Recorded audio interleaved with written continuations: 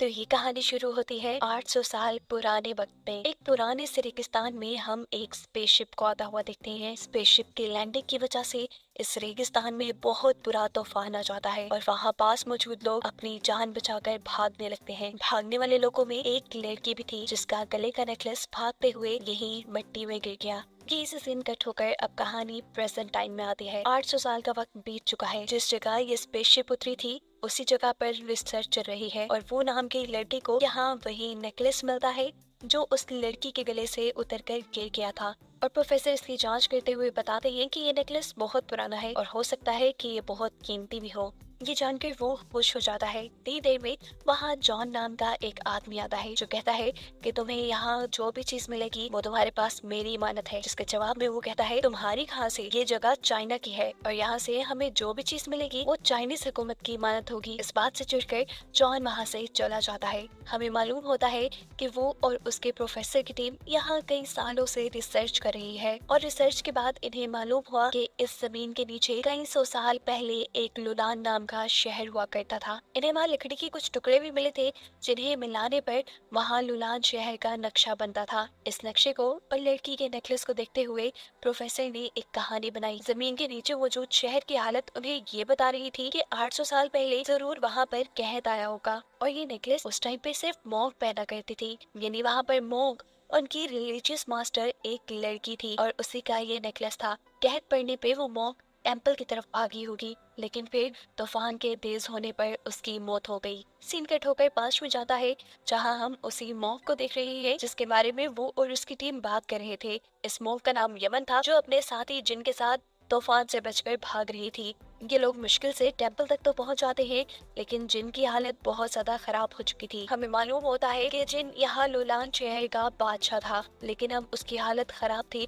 वो अपनी जिंदगी की आखिरी सांसें गिर रहा था और इस दौरान वो यमन से कहता है कि मेरे भाई से बचकर रहना, वो एक अच्छा इंसान नहीं। ये कहते ही जिन मारा जाता है और दुख में जिन टेम्पल के अंदर चले जाते हैं। वो अब गॉड से प्रे करने लगी थी कि प्लीज गॉड इस शहर को फेमिन यानी कहत लगने से बचा ले। जैसे जैसे वो प्रे करती जा रही थी यहाँ टेम्पल में मौजूद दिए जलते जा रहे थे और अचानक टेम्पल के अंदर लगे हुए एक शीशे में से तेज रोशनी निकलती है ऐसे जैसे वो सूरज हो और फिर एकदम से वो शीशा जमीन पे गिरकर टूट जाता है।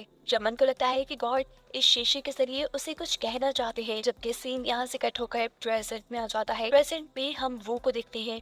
वो और उसकी प्रोफेसर की टीम अब लुलान शहर से मिले हुए सारी पुरानी चीजों को इकट्ठा करके वापस यूनिवर्सिटी की तरफ जा रहे थे। इस बात से अनजान कि उनके पीछे कोई लगा हुआ है। या दो लोग छुपकर उनकी ट्रेन में बैठे हुए थे जो असल में उनके दुश्मन जॉन के साथ ही थे। जॉन दरअसल लुलान शहर से मिली हुई सारी चीजें अपने पास रखना चाहता था क्योंकि लुलान शहर आज से 800 साल पहले ही खत्म हो चुका है और अगर आज के जमाने में कोई उसकी खोज करता है तो गवर्नमेंट की तरफ से उसे बहुत बड़ा इनाम दिया जाएगा। लुलान शहर के सारे सबूत, सारी चीजों को खुद हासिल करके जॉन गवर्नमेंट से मिलने वाला इनाम खुद पाना चाहता था। दिखाया जाता है कि अब जो उनके आदमी वो को शूट करने ही वाले थे क्योंकि लू ने उनके हाथों से लोलान शहर का सामान बचा लिया था। इससे पहले कि ये लोग वो को मार देते एकदम से ट्रेन में बैठे हुए सारे पैसेंजर्स खड़े हो जाते हैं। उनके हाथों में पिस्टल्स थी और हमें मालूम हुआ था कि असल में ये चाइनीज सोल्जर्स थे जो जॉन के दोनों साथियों को उठाकर ट्रेन से बाहर फेंक देते हैं। जिसके बाद वो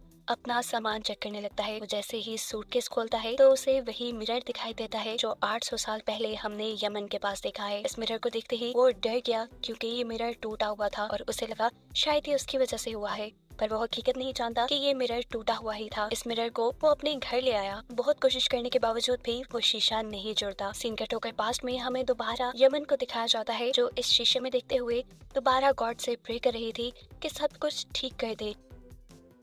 उसके प्रे करते ही हम देखते हैं कि शीशे के अंदर अजीब सा जादू होने लगा और वो शीशा खुद ब खुद जुड़ने लगा। प्रेजेंट टाइम में उसी तरीके से वो का शीशा भी जुड़ने लगा था और इस शीशे के अंदर से अब रोशनी भी निकल रही थी। एकदम से वो को किसी लड़की की आवाज आती है। वो इधर उधर देखता है, वहाँ तो कोई लड़की नहीं थी, इसीलिए वो डर गया। एकदम से उसकी नजर जब शीशे के ऊपर गई तो उसने वहाँ पे यमन को देखा। इस मिरर के जरिए यमन वो को देख पा रही थी और वो यमन को। यानी साफ मतलब था कि इस मिरर ने दो टाइमलाइंस को जोड़ दिया था। यमन को लगता है कि वो एक गॉड है, इसीलिए वो उससे प्रे करने लग जाते हैं। यहाँ वो जो ये बात नहीं समझ पा रहा था कि यमन कौन है और इस मिरर के अंदर कैसे आ पाई। वो इन सवालों का जवाब जानने के लिए यमन के बैकग्राउंड में गौर से देखने लग जाता है। तो तब उसे यमन के बैकग्राउंड में कुछ तस्वीरें नजर आती हैं। ये तस्वीरें उसने नुलान शहर के नक्शे पे भी देखी थी और अब वो बिना वक्त जाया किए ये बात समझ चुका था कि इस शीशे ने दो टाइमलाइंस जोड़ दी है और वो 800 साल पीछे लोलान शहर में देख पा रहा है। वो यमन को बताता है कि वो कोई गॉड नहीं है बल्कि एक आम इंसान है जो फ्यूचर से उससे बात कर रहा है। वो यमन से रिक्वेस्ट करता है, क्या तुम अपने इर्द गिर्द की चीजें मुझे दिखा सकती हो। यमन उसके कहने पे ऐसा करने लगते हैं, जिसके बाद वो बहुत सारे यमन से सवाल करता है लुलान शहर के बारे में और यमन उसके सारे सवालों के जवाब देने लग जाते हैं। लुलान शहर की जिन चीजों के बारे में ये लोग जानना चाह रहे थे, यमन के जरिए वो सारी बातें पता चल चुकी थी। ये सब जानकर वो बहुत ज्यादा खुश था।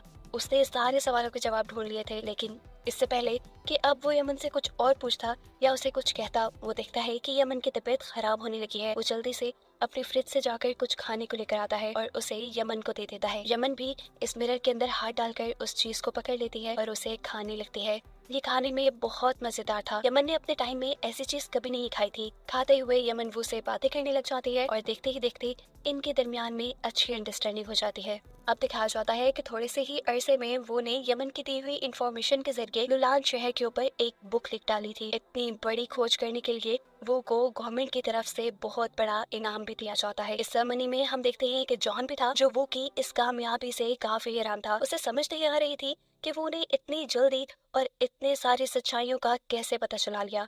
वो समझ आता है कि इसके पीछे कोई तो राज है। फिर हम देखते हैं कि वो अब अपने घर जाता है और उस मिरर के जरिए दोबारा यमन से कांटेक्ट करता है। आज यमन काफी उदास लग रही थी। वो पूछता है, क्या हुआ तुम्हें, जिसके जवाब में यमन बताती है कि यहाँ बहुत बड़ी तबाही आ गई है। हमारा राजा बहुत ज्यादा बुरा है। पहले यहाँ का राजा जिन हुआ करता था, वो बहुत रहमदिल था, लेकिन फिर उसके भाई ने उसके साथ गद्दारी की और ये हुकूमत खुद संभाल ली, जिसके बाद से ये शहर तबाही की तरफ जाता जा रहा है। यमन वो को अब उस स्पेसशिप के बारे में भी बताती है जिसे कहानी के स्टार्ट में हमने पास्ट में लैंड होते देखा था। यमन उसे बताती है कि एक उड़ने वाली चीज के जरिए गॉड हमारे यहाँ आए हैं, जिसे वो बुरा बादशाह मारना चाह रहा है। वो ये बात समझ आता है कि यमन एलियंस के बारे में बात कर रही है। जरूर वो स्पेसशिप में यहाँ आए होंगे और उस राजा ने एलियंस को मार दिया होगा। जिस टाइम ये दोनों बातें कर रहे थे, हम देखते हैं कि वो की साथ ही दरवाजे के बाहर थे उनकी सारी बातें सुन लेते हैं। इससे पहले कि वो भी अंदर आती, पीछे से उसे जॉन के लोग किडनैप कर लेते हैं और अब इसी लड़की के जरिए जॉन को वो का राज पता चल जाता है कि कैसे उसने इतनी जल्दी लुलान शहर पे एक बुक लिख डाली थी। इसीलिए जॉन अब अपने दो आदमियों को वो के घर भेजता है उस शीशे को चुराने के लिए। जबकि यहाँ हम देखते हैं कि वो उस शीशे को अपने पास रखकर सो रहा था। वो इस शीशे को अब ज्यादा अपने से दूर नहीं करता था, क्योंकि उसे यमन से प्यार हो गया था। यमन को देखे बगैर, उसे बात किए बगैर उसे नींद नहीं आती थी। इस शीशे के जरिए ही यमन उसकी जिंदगी का एक हिस्सा बन गई थी, एक बहुत अहम हिस्सा। हर रोज रात को वो उसे एक पोइम सुनाता था, जिसे सुने बगैर अब यमन को नींद ही नहीं आती थी। यमन के सोने के बाद भी वो यमन को देखता रहता था, यहाँ तक कि अब तो उसके ख्वाबों में भी यमन ही आने लगी थी। यहाँ दिखाया जाता है कि चुपके से जॉन के दो आदमी वो के घर घुस गए, लेकिन किस्मत से वो को उनके आने का पता चल गया और वो अपना शीशा उठाते हुए अपने कमरे की पीछे वाली खिड़की से वहां से भाग गया। वो एक साइड पे छुपकर यमन को शीशे के जरिए अपनी सारी कंडीशन बताने की कोशिश करता है कि कैसे उसके पीछे एक जॉन नाम का आदमी पड़ा है जो इस शीशे को लेना चाहता है। इससे पहले कि वो और भी कुछ बता पाता, वो के कंधे पर जॉन हाथ रख देता है और उसके हाथ से शीशा ले लेता है। वो को जॉन के लोग पकड़ लेते हैं, जबकि दूसरी तरफ हमें दिखाया जाता है कि यमन के इस टेंपल के अंदर भी लुलान के बुरे बादशाह के सिपाहियों ने आकर यमन को भी पकड़ लिया था और इन दोनों के दूर होने की वजह से इस मिरर का पोर्टल बंद हो चुका था। यमन को अब राजा के सामने लेकर जाया जाता है और राजा उससे इस मिरर की सच्चाई पूछते हैं, जिसपे यमन तो कुछ नहीं बोलती, लेकिन उसका सिपाही बोलता है कि ये एक जादुई शीशा है, इसके जरिए हम जन्नत में भी जा सकते हैं। लेकिन इस शीशे को सिर्फ यमन ही खोल सकती है, क्योंकि वो एक मोंक है। राजा अब यमन को उठाकर गॉड के मकबरे के पास ले जाते हैं। ये असल में गॉड का मकबरा नहीं था,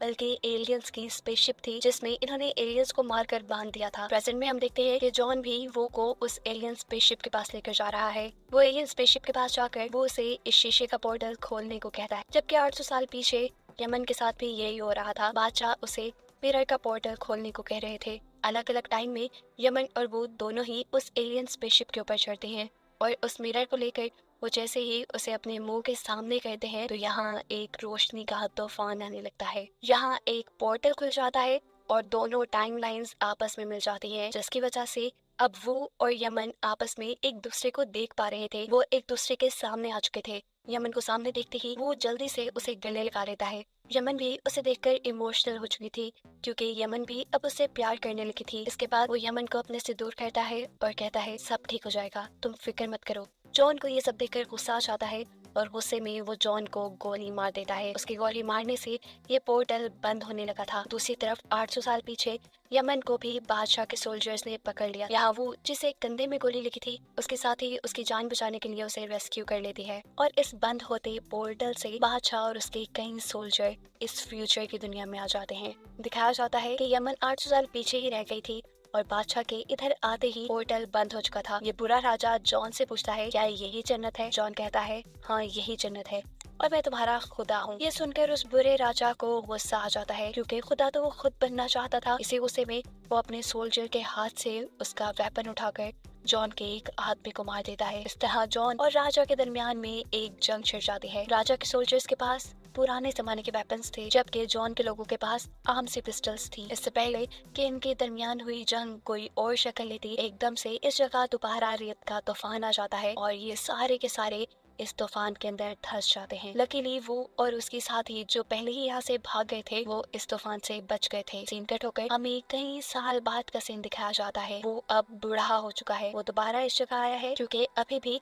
यहाँ पर रिसर्च जारी है। यहाँ पर अब कोई और टीम रिसर्च कर रही थी और इन्हें यहाँ पे और भी पुरानी चीजें मिली थी। उन्हीं में से एक चीज को वो उठा कर देखता है, उसमें एंशिएंट यानी पुरानी लैंग्वेज में कुछ लिखा हुआ था। यमन के साथ बातें कर करके उसे पुरानी लैंग्वेज तो आ गई थी, इसीलिए वो बहुत ही आसानी से ये लैंग्वेज पढ़ पा रहा था। इस पत्थर पे वही पोएम लिखी थी जो वो पुराने जमाने में यमन को सुनाया करता था। ये यमन का लिखा हुआ था। ये यमन का था जिसे देखते हुए उसकी आंखों में आंसू आ जाते हैं और इसी टुकड़े को देखते हुए वो कोई इस बात का भी अंदाजा हो गया था कि उस दिन पोर्टल बंद होते हुए यमन मरी नहीं थी, वो जिंदा रह गई थी और उसने अपनी बाकी पूरी जिंदगी वो को याद करते हुए गुजार दी। वो भी यमन को याद करते हुए मुस्कुराता है और ये कहानी यहीं खत्म हो जाती है।